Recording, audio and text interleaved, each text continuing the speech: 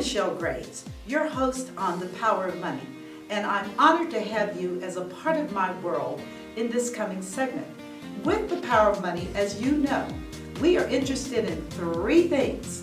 First, that you get the necessary education so that you and your family will have the information to do well in these difficult times. The second thing I'm interested in is for you to be empowered to prosper. I want only the best for you, but you can't get that if you don't have the education and then the drive to make it happen. And the final thing, and perhaps the most important thing, is that you be energized. Because life is more than a journey. Life is about living. And so I want you to learn these things and to be empowered and encouraged and energized. I'm Michelle Graves. Now here we go. Years I've done The Power of Money, and today we're going to do a continuation of my interview with Dr. Anisha Singh, who is specializes in internal medicine with specific focus on certain areas of aging, including diabetes. And therefore, I wanted to bring her back because our opening interview was just a very short intro, 30 minutes, but this is going to be the real meat of this interview, which has to deal with a comprehensive look at diabetes, which is epidemic in the United States of America. Very, very sorrowful story, very confusing in terms of information. So as is always my commitment, to go to people that are the best and to get their insight and their observations so that you can begin to alter your life and the lives of your families and friends, because so many people have it, whether they like to talk about it or not, they do. So without further ado, I'm going to welcome as my guest today Dr. Anisha Singh, who is a remarkable woman. She's helped me immensely in terms of my own issues, and I'm glad to have her on as my guest. Good morning, Dr. Singh. How are you? Now, I am doing great, and thank you, Michelle, for inviting me back to the show. I appreciate this. Yeah, as you know, I'm very, very passionate about health and well-being, and have got a wonderful opportunity now, and through the years, 20 years that I've been practicing in different capacities, but now here at Dedicated Senior Medical Center in Roselawn, I get again an opportunity to serve the seniors, and one of the big problems that we find today, I would say maybe almost 70% or more of my population, or even 80%, have diabetes. So 70% of my patient base. Of your patients have diabetes. What are the ages? Can you tell me a range? Yeah, so we are, of course, here seeing patients 65 years and older. I do have some patients, who are, there's a 56-year-old too, because we do take patients 55 years and older with disability. She's with disability, so she's also a diabetic, so on insulin. So yes, I have patients all the way from 55 onwards to, I think my oldest diabetic maybe in her, I'm not sure, maybe 75, 80. I think my 95-year-olds don't have. So. Okay, so let me ask you, can you give me clarity, because we hear diabetes type 1 and we hear diabetes type 2, and can you please give me clarity on the differentiation between the two? Yeah, so type 1 diabetes is something where there is no insulin production. So patients with type 1 diabetes are children who are born with it. They have a problem where they adjust not. So we have this organ called pancreas, which is in our belly, right in the middle between, we have our liver on the right side and our spleen on the left side, and then there right in the middle is a pancreas that produces insulin. And this insulin is required to convert what we are eating and then metabolizing it. So all the carbs that we are eating, it needs to take it in. It goes through our GI tract and then it gets absorbed, and then insulin works on it, and then it turns it into the useful product store, for the body as energy. Some of it gets stored in the body as fat, and we expend it or we store it. But in people with type 1 diabetes, there is no insulin. So Period. Period. So these kids are very brittle diabetics. So we have, our famous Nick Jonas, right? So he's got type 1 diabetes. And so what those kids need to do is actually have insulin injections with them, because then they need to give themselves insulin with each meal. But what we see, when we say that diabetes is a lifestyle disease, or when we say it comes on much later in life, that's what comes back much later in life is type 2 diabetes. What is type 2 diabetes? Yes, type 2 is where insulin is produced. Your body was producing insulin as a child, as a 20-year-old, as a 30-year-old, as a 40-year-old. It was doing what it needs to be done.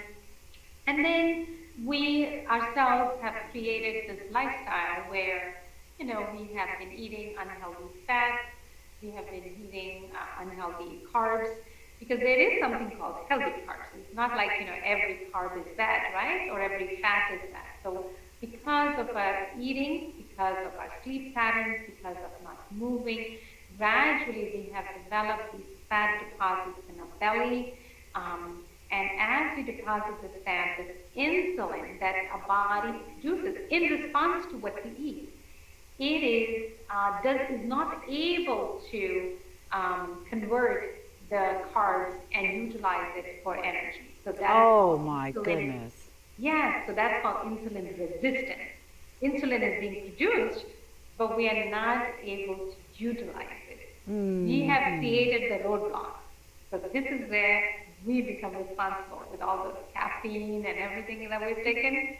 We have created the resistance, and that resistance is why insulin, which is being produced, it's trying to produce more and more to meet, because the pancreas is seeing, hey, it's not doing its work, so it actually starts producing more and more to try to work, but the body has created its own the fat molecules and, the globules where it's unable to function, and that kind of diabetes, which is called an insulin-resistant diabetes, is type 2 diabetes.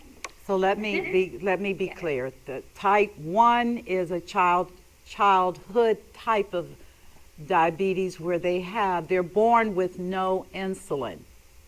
They no don't ability to produce they cannot produce insulin. That is serious. I didn't have that clarification. And then you have the more commonly known type 2, which is insulin resistant. Correct? Exactly. And that is a lifestyle, which was radical when you said it to me, which is it's a lifestyle disease.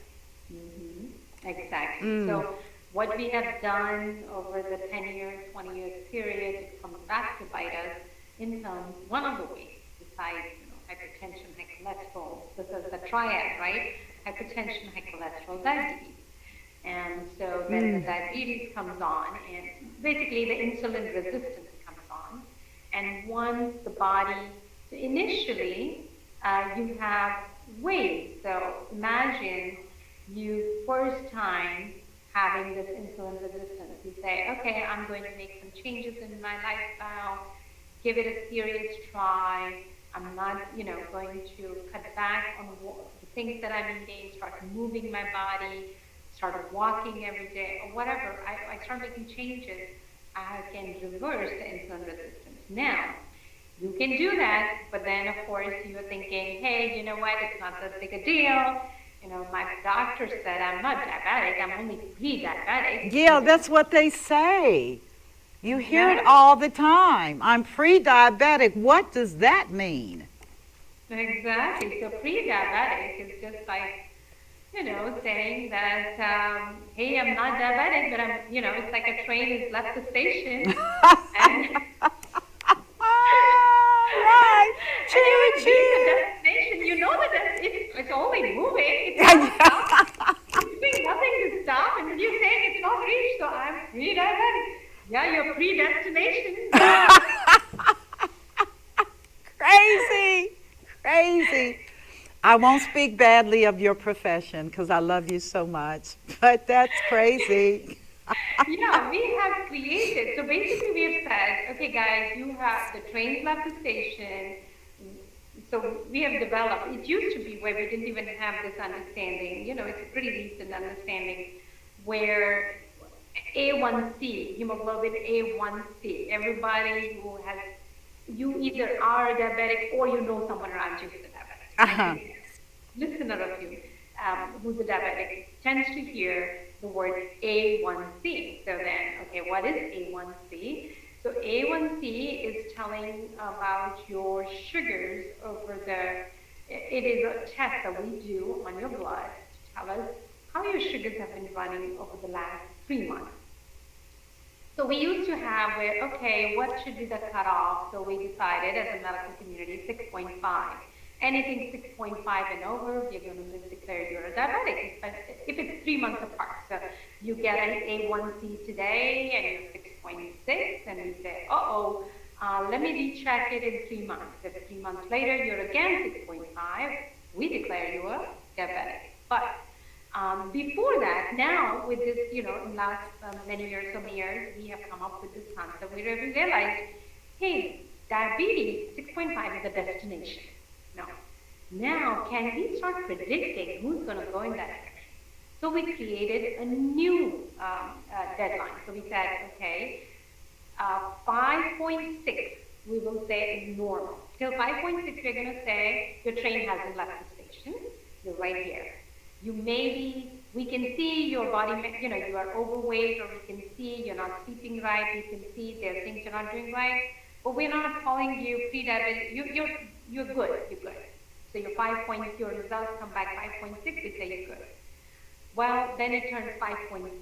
Anything 5.7 to 6.4. Your train's left leaving the station. You're pre-diabetic. So right there we go. Okay. What can we do? This is where is your best time to make a change. It's left the station. Can we put a stop? Can we, can we do something to reverse? Can we go back? So that is what pre-diabetes is, between 5.7 and 6.4, and then you reach 6.5. So let me ask you this. How many people know that you may be leaving the station if your A1C comes back at a 5.6? Are they told that at the time that they go in for their consult? Are they told, we've done your blood work and this is what we're looking at?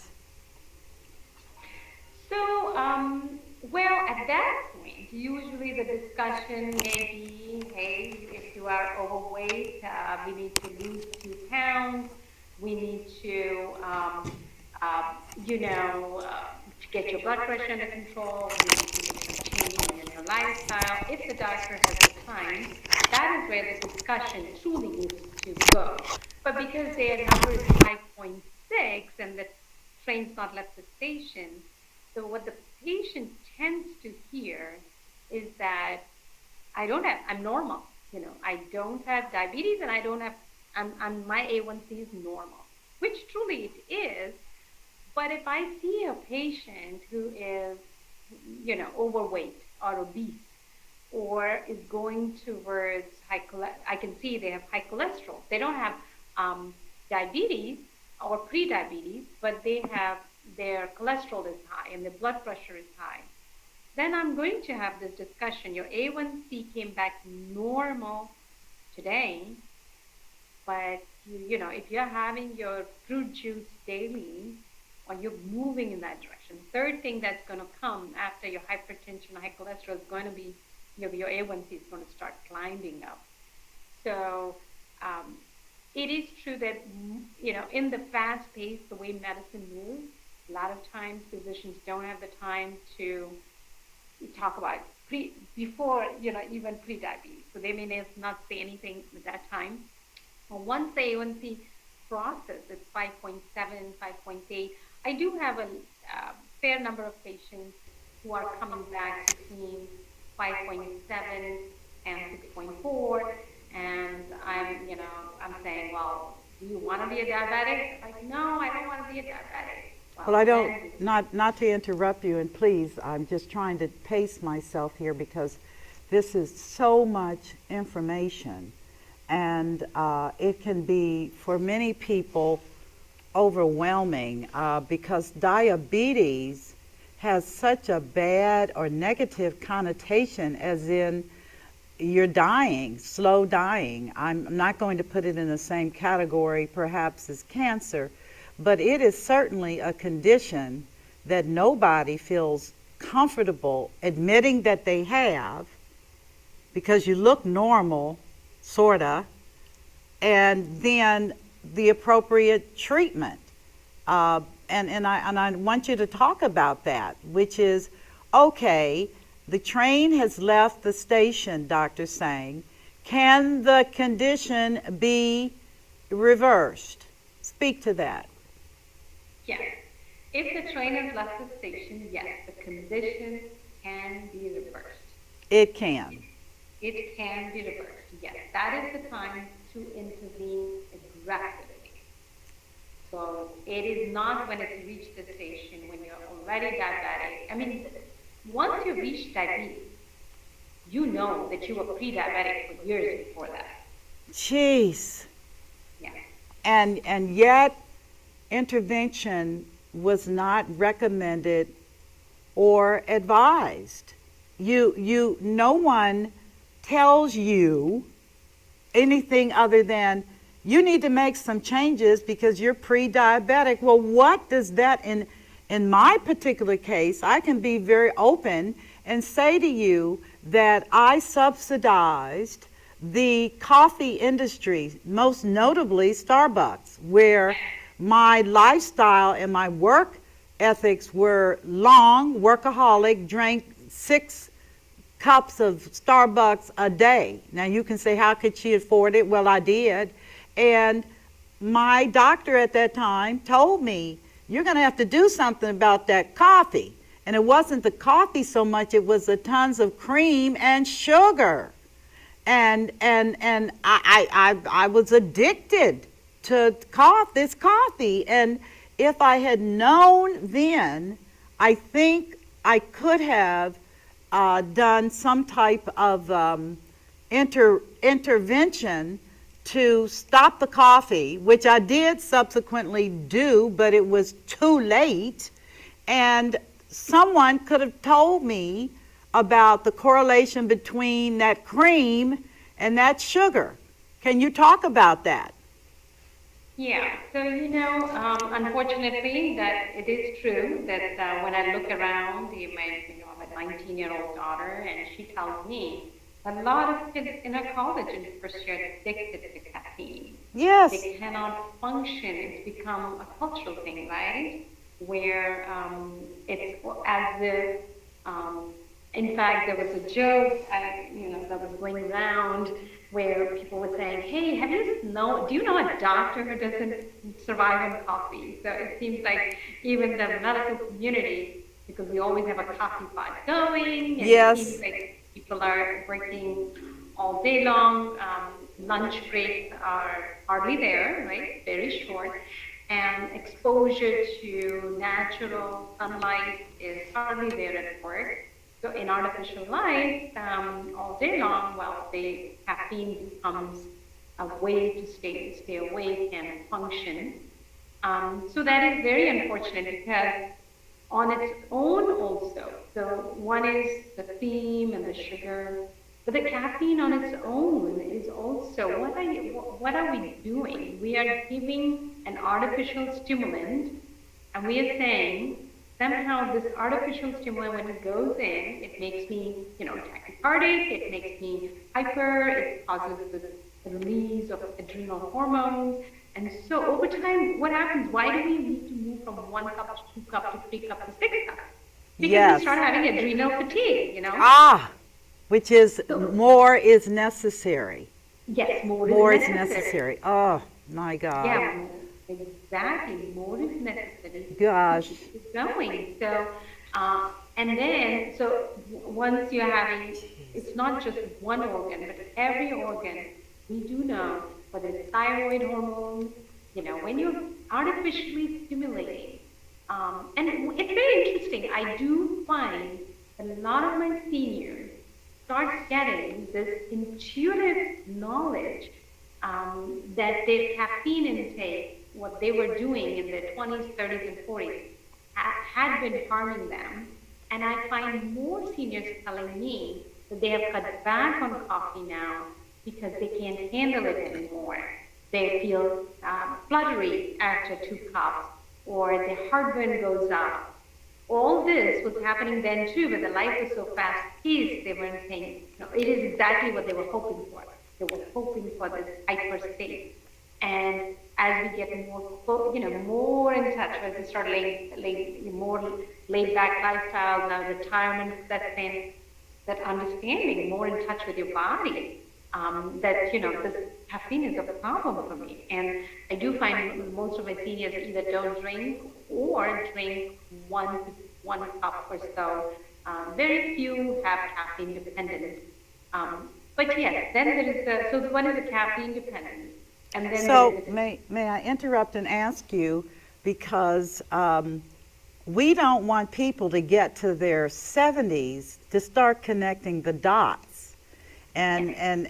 and to recognize that coffee is not good. And then there is a variety. I'm just being candid with you, doctor. I just was listening to NPR, and they were talking about one doctor was saying coffee is good for you. And I was like, wait a minute. How is caffeine good for you? And he was talking about how it impacted on certain thinking abilities and etc. And then, so you say, okay, so he said, this is all breaking information.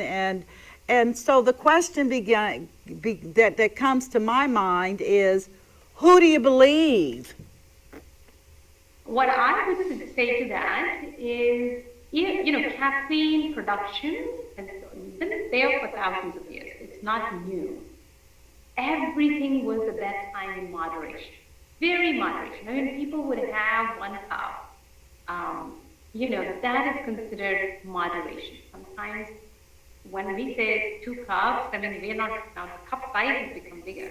So, we're not talking, if you look at your ancient ancestors, their cups were not this big, Right. small cups.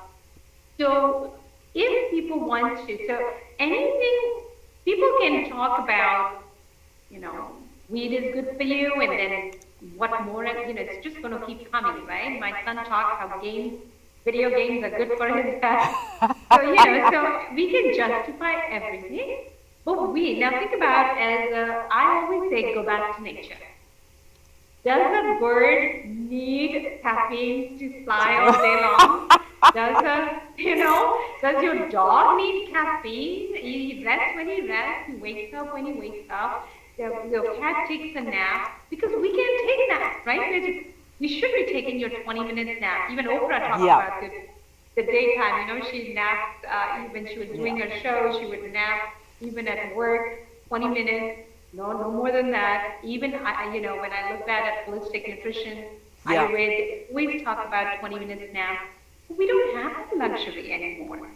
Well, no, we, Dr. Singh, no, we don't, because the pace of life today is off the chart. People are stressed, they're anxious, they're nervous, they're dealing with all kinds of events and situations, many that have no easy resolution.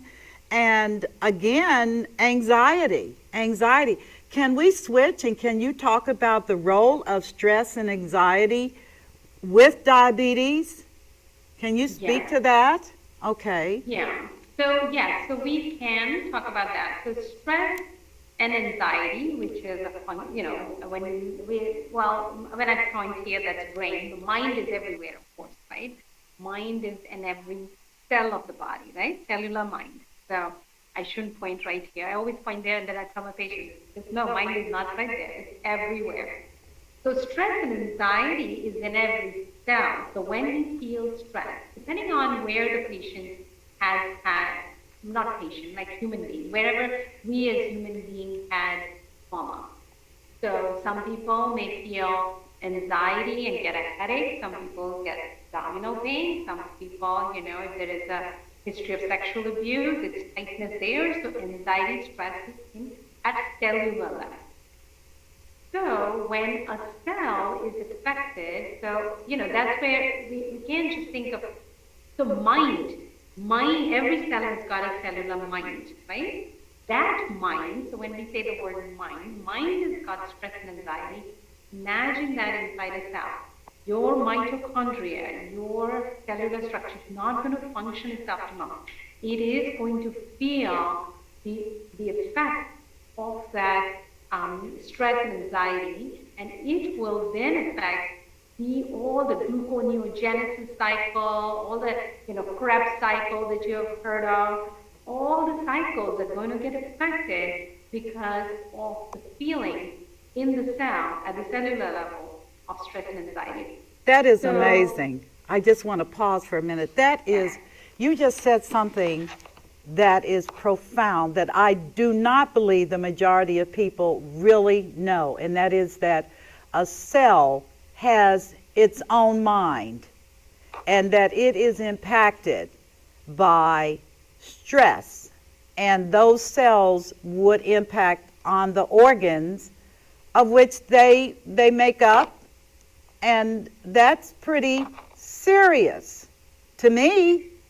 Yes. So when we say, there is this understanding now in Western medicine too, that a patient who's stressed is more, say if they are having hip pain, they're going to have more hip pain if they're stressed. So then there's all kind of mindfulness and breathing. Yes. Brings stress level down and your pain goes down. Well, what is that? So, the stress is not just going down somewhere in your brain, and that's why the hip pain is going down. It is at the mental level. But where is the mind? The mind is in every organ, every cell of it. So all the billion cells have a mind. That is so profound. Exactly. So what is stress? Stress is when each vibration is going to be higher, right? At cellular level. So a de-stress, when we say a person looks stressed, what are we saying? We're saying they look chaotic. There is more vibrations around them, right? They look stressed. You can tell. Even if you try to hide, you can tell when a person is stressed, right? By looking at them, or you don't even have to look at their face. You might see them walking, or their aura. What is that? That is every cell is stressed, so they're vibrating at a higher frequency. Whereas a de-stressed mind, which is in each cell, is going to cause the cells of our body to vibrate in a much harmonious way with each other and at a much lower frequency. So how does this impact on a person who is diabetic? What do they need to be aware of with regard to stress? So when they're insulin resistant. So everything is a function of all these different cycles. So first of all, one is going to be a direct effect, where if the stress level is lower at each level, at the cellular level, the cells, the chemical cycles in the cells will function better. So that insulin will be able to do its function better at the level of the cells. So when the food is eaten, the absorption is going to be better, the digestion is going to be better, and then the way that insulin will work on it for the gluconeogenesis and all the cycles, it will do those better. Secondly, when stress is lower, when we have stress less, we also have this association where stressful people tend to go to food, that is also a cultural association.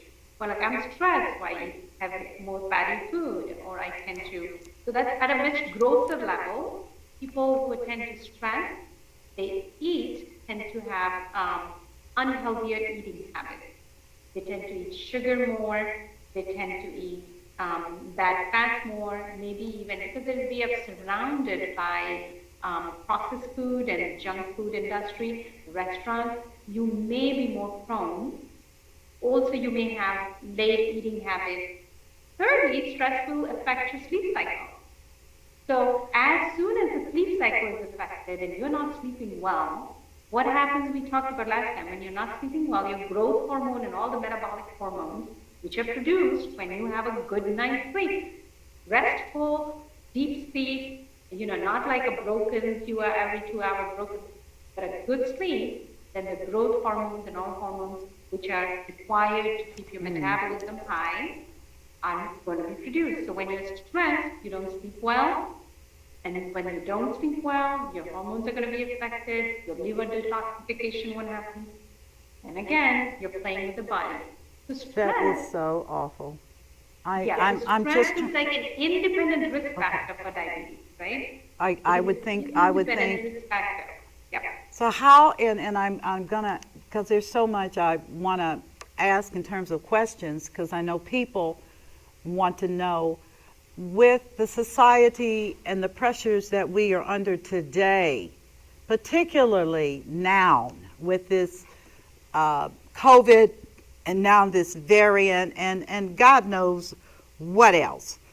Yes. And people not being stable and secure. Have you seen in your own private practices an escalation of stress among your diabetic patients? Yes, we definitely have seen a significant increase in anxiety, stress, depression. You are very right, and we definitely need to, again, I was also climbing up with COVID cases. We at our dedicated as a company, ChenMed, we had an emergency meeting yesterday at 5 o'clock for all the leaders to update us on what's going on. And so for all your listeners out there, COVID Delta variant is much more deadlier, serious. And so definitely, if you're not vaccinated at this point, that is, from what information we do have, it is definitely recommended. Now, going back to with all these, we do see, besides social isolation for our seniors has increased, and on top of that, all the news, whether it's the COVID news, political news, social injustice news, we are definitely seeing a much higher rate of anxiety and stress. So one of the practices that I definitely do in my practice is, sit back, teach the patients about breathing exercises, because one of the best ways, and really one of the only ways to reach your mind in a tangible way is through breath. So using breath exercises, in fact, one of my patients today, she's coming, we're going to do for 20 minutes, that's all we're going to do, teach her breath exercises. And then, finding ways to calm down has become a key part of my practice. And that's because, I do find my female patients having more anxiety, stress, because we do tend to sometimes maybe we are more empaths and tend to absorb more. But somewhere I do find that to be true for my patient population. Much higher level of stress.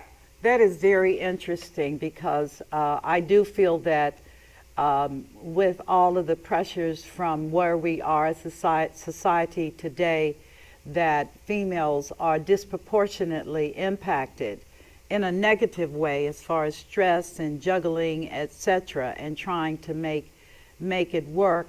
When you are looking at things that, and breathing does work. I was gonna say, if you're freaking out, well, a couple of things I don't do anymore, and this is just me talking to you. I'm off the TV grid. I've never been on it anyway, other than documentaries and that type of thing, but I am really off that grid. I listen to mainly documentaries. I don't get involved in anything that I can feel makes me feel uncomfortable. And I think that there has to be benefit, because I think one of the objectives has to be being calm, and that being hyper is not cute.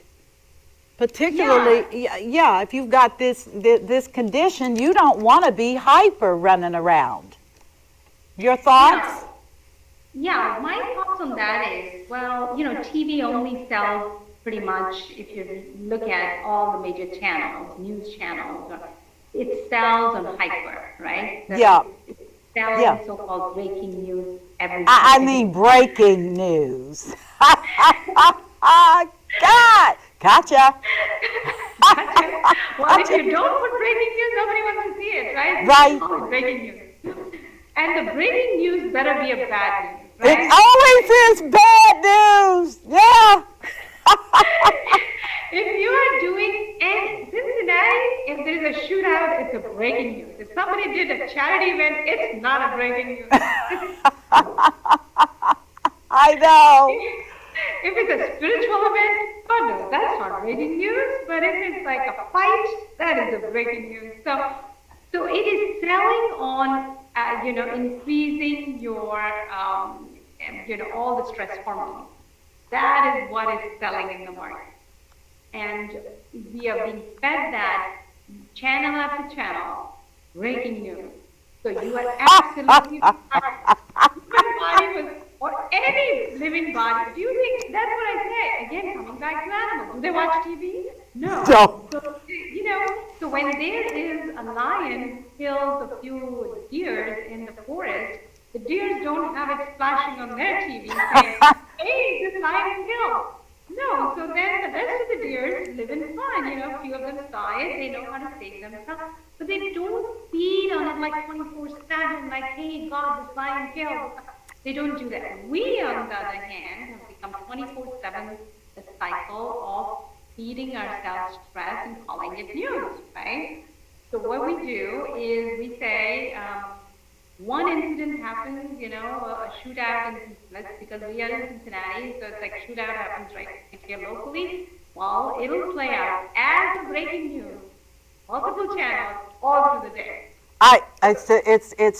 It is absolutely, Dr. saying, it is the most bizarre thing, and I absolutely believe that for those who are trying to live through the diabetes and trying to have some level of stability and balance, that is not a good story. No, definitely no. So one of the, very practical methods, and I do tell, because during the early COVID time, my seniors were hooked onto TV, and I said, get off it. Yep. You need to get news. If you want to get news, 10 minutes, you learn everything in 10 minutes. Done. Done. Turn off, watch your old-time favorite movie, do, your romantic, get yourself off this stressful. So definitely, stress is an important aspect, and we definitely need to make sure. Also, stress, what it does is, but I find my seniors then don't take the medication. Oh. They will skip medication, they'll be more forgetful, they don't take care of their health, they don't want to check their sugar. So they're so stressed by what's out there. So it might be, the building collapsed in Florida, and it is the fact. It is the news, it's the fact, what should be done, change it. So you don't need to see that 24/7 and then forget your own meds to take and your own insulin to take and say the world is collapsing. So that is definitely, so I would agree with you, social media. Well, can we talk about, and this is important because time is, golly Moses, we're almost finished, and we haven't really even begun. Let's talk about the issue of eating. And, well, let's talk first about medications, because one of the things that I've encountered in working with seniors, in reviewing for Medicare and looking at the medications that diabetics take, and it's all over the place. There is no standard maybe there is, somebody just didn't tell me. Is there a standard formula for diabetic maintenance? I mean, one person says, I'm on 6 different medications, and I'll write them all out, and then another person will be on 2. And what determines what kinds of medications a diabetic gets, and is it subject to change? Of course, it's subject to change. Your industry. I'm not going to go there. Neither am I. I know. Neither are you. Right. Yes. So yes. So it is. Is there a standard of care? Yes. So there is. When we look at our flow chart of how to manage diabetes, one of the big part of the flow chart is lifestyle changes, which becomes, even though on the flow chart it's big, but I find that, sometimes that's not taken to its full serious, the shortcut. And that is where we do find that it's more and more need for nutrition in medical schools becoming a part of it. Right? In medical schools, in residencies, and fellowships, we definitely need doctors more educated on the aspect of lifestyle, and it is part of our flow chart.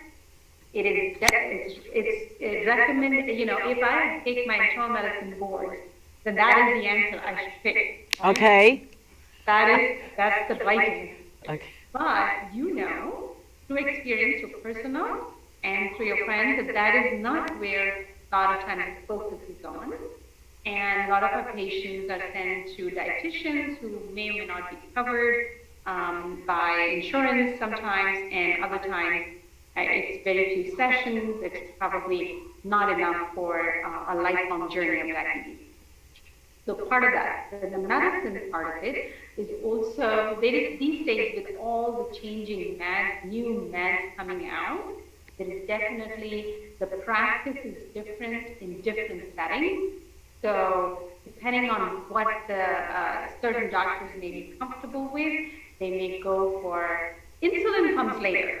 So insulin does not necessarily come right away because it is the disease is insulin resistant. So we have found medications where we can interfere with the resistance part. So insulin is being produced, so you don't need to give insulin yet.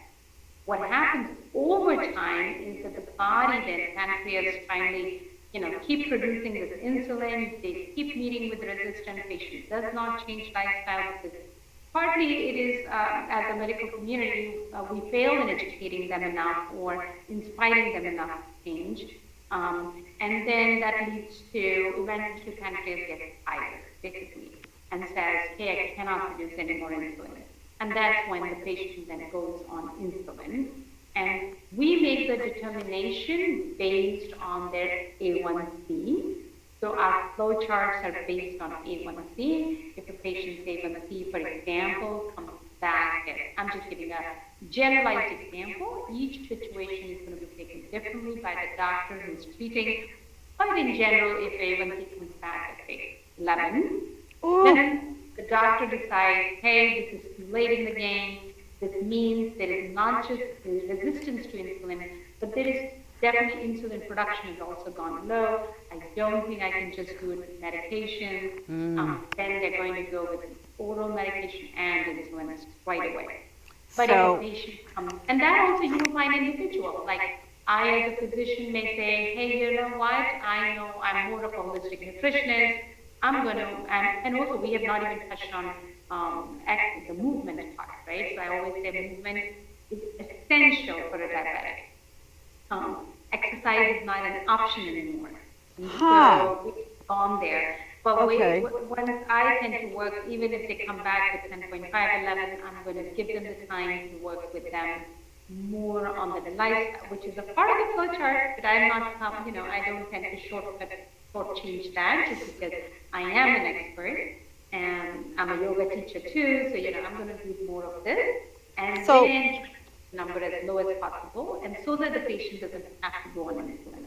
So does a person, this is not optional, a person must move their body, they have to exercise, they can't resolve this without some level of physical activity?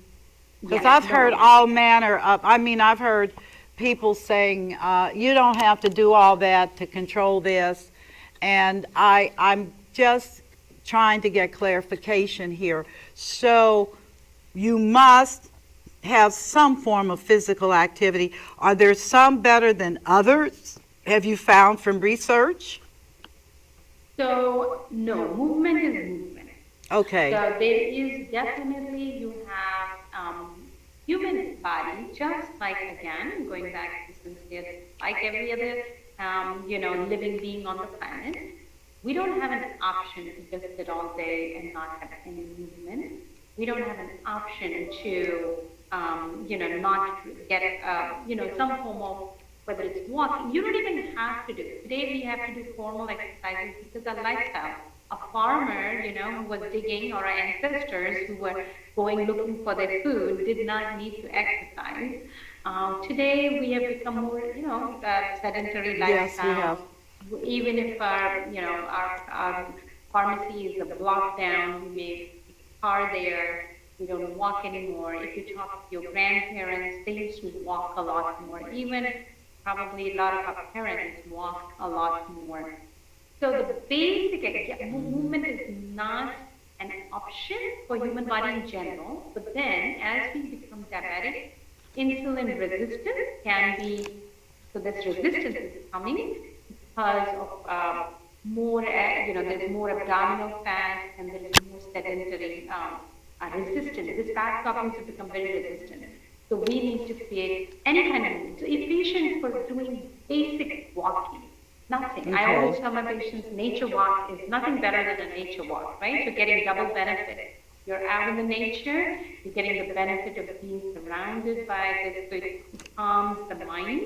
Yes. Also, in addition to moving the body, 30 to 40 minutes, 5 days a week is plenty. Okay, so let me Even just restate this for our viewers. So, in addition to maintaining a stress-controlled environment, 30 to 40 minutes daily, 5 days a week with weekends off, or 7 days a week, they need to walk or do some kind of physical exercise. Is that accurate, what I'm saying? Yeah, so 5 days a week I say because, we said the human beings need breaks for everything, We except do. eating.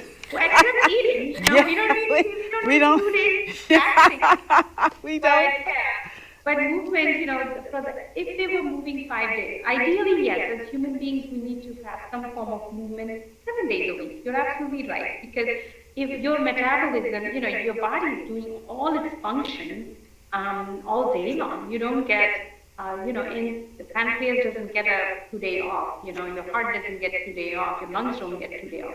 So, you need to move your hand and feet also every day. When I say movement, it doesn't mean getting up from here and going to your kitchen and then, then to upstairs. I'm talking about more of a continuous form of movement. So it could Okay. be going to your Y and treading in the water, awesome exercise for seniors because you're getting multiple things, right? You're not just getting the water itself is also very soothing. On top of that, you're getting your movement. On top of that, if it is a little bit of warm water, it is great for your joints. The warm, moist is great for menopausal women, and because your joints are dry and arthritis is setting. So they could do that. They could do yoga. They could do any form that they like. If they like some sort of a, for younger people, I say, you can do any form of sports, right? You don't have to go to gym and lift weights. You don't have to do yoga. You don't have to do one form or the other. Choose whatever. Move your body 30 to 40 minutes, at least 5 days a week. And this has shown benefit even if you don't lose a pound. But in terms of the quality of your health, you will experience measurable improvement. Is In that your correct? A1C, you will see measurable improvement in your blood pressure on its own. So we have demonstrated, that 20 points can be lowered if a sedentary patient starts doing eventually 30 minutes, 5 days a week. It lowers blood pressure 20 points despite no change in weight. So if a patient says, well, but I can't walk fast, well, you don't need to walk fast. Just walk. Just walk. Just walk. This is Yeah. me because I want to touch on one other area that I think is so very, very important, and that has to deal with just your diet. Are there any specific recommendations that you want to make with regard to diet? Yeah. Yeah. So before I move on to diet, I do want to make a clarification with your audience. Do not from tomorrow start 30 minutes, 5 days a week. If you have not been walking, start with just 10 minutes twice a week. Okay, got it. Gradual. Just make sure it's really gradual, and so you are not injuring your ankles, because you've not moved it for so long, right? So Okay. make sure you're doing some form of stretches after you walk. Important. Okay. Okay. Now coming back to diet, yes, the specific recommendations are number one, to get off unhealthy fats. So we have trans fat, right?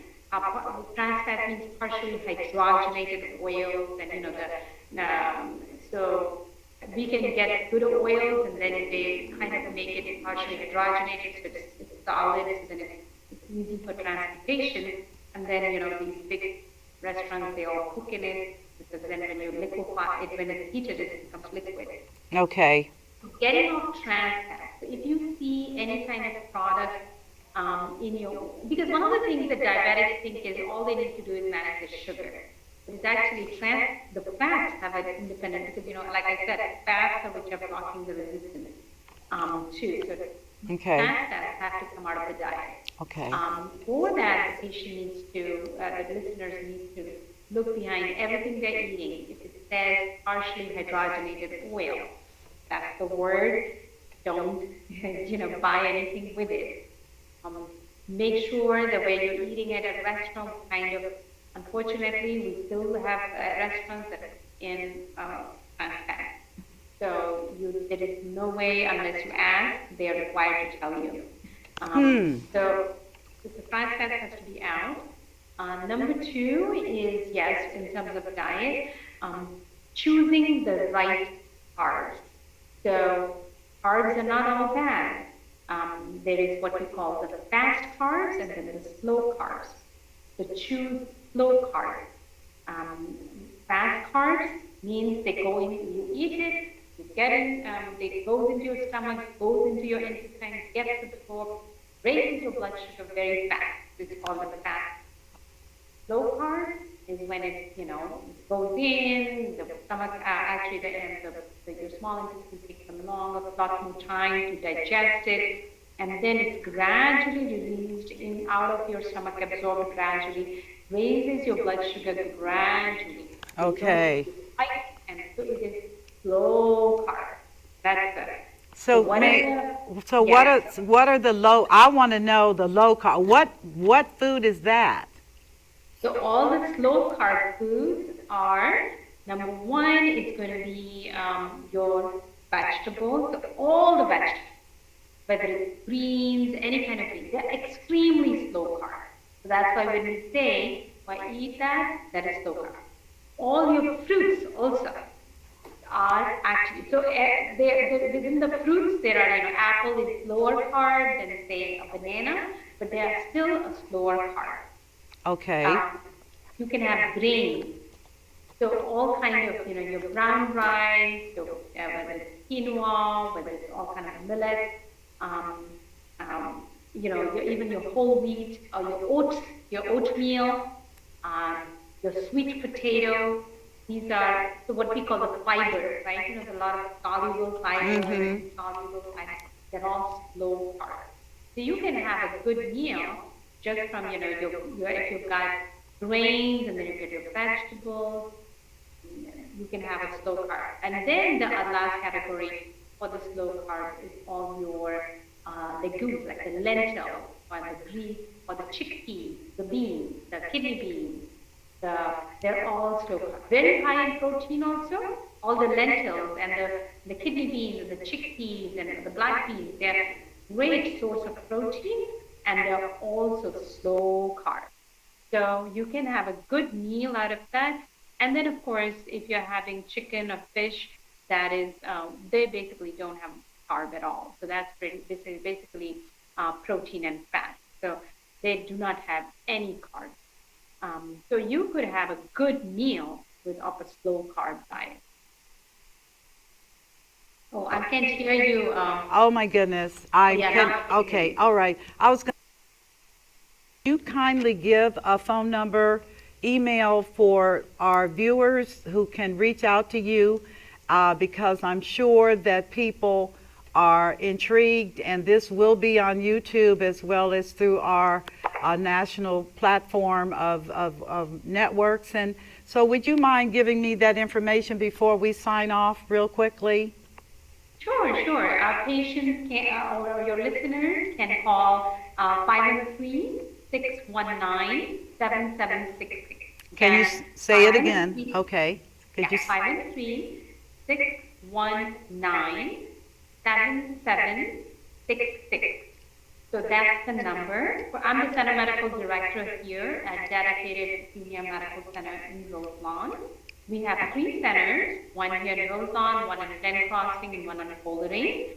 And they can call this number, and they can definitely, this is the Roselawn number where I am the Center Medical, I'm the Center Medical Director, and I'm the primary care physician who sees patients. So they can call and schedule an appointment.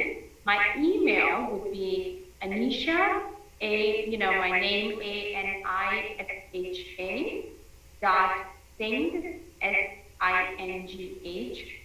at dedicated, dedicated is like, dedicated, dot care. So that's the email address. Well, I So want I to. would love for the listeners to reach out, and I would love to answer their questions. Well, I want to thank you from the depths of my heart for your willingness to give time, because you're a busy, busy woman, medical director, your own patient load, and very well established speaker. And I just want to thank you for your willingness to come on for part 2 on diabetes. For those of you that have been faithful watchers of The Power of Money, I hope you have been absolutely inspired with the information she's given, because information is power. You know how I feel about that. And again, someone that is a boots on the ground professional who deals with this every day as a practitioner, it was a well worth time. So in closing out today's segment of The Power of Money Part 2 with Dr. Anisha Singh, Diabetes, You Need to Know, I'm your host, Michelle Graves, affectionately known for the last 30 years as the Money Lady. God bless you, and talk to you soon, Dr. Singh. Thank you so much, Michelle. Thank you Have so a much. wonderful day. Thank you. Goodbye. Goodbye.